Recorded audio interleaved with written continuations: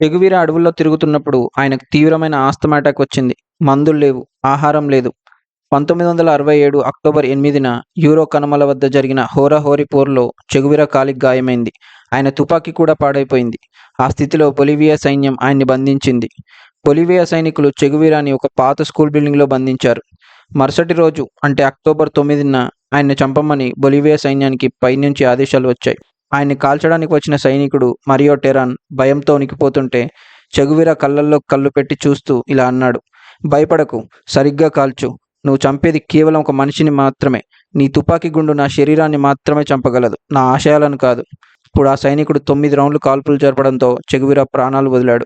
అతన్ని అక్కడే పూడ్చేస్తే ప్రజలు చెగువీర సమాధిని స్ఫూర్తిగా తీసుకొని భవిష్యత్తులో ఎంతోమంది విప్లవకారులు తయారవుతారని, అక్కడి నుంచి మరిన్ని విప్లవాలు పుట్టుకొస్తాయని బొలివియా ప్రభుత్వం భయపడింది. అందుకే రాత్రికి రాత్రి ఒక రహస్య ప్రదేశంలో ఆయన్ని పాతిపెట్టారు. ప్రపంచానికి మాత్రం ఆయన శరీరాన్ని దహనం చేసేశామని అబద్ధం చెప్పారు. తర్వాత చెగువీర సమాధిని ఎలా కనిపెట్టారో నెక్స్ట్ వీడియోలో తెలుసుకుందాం.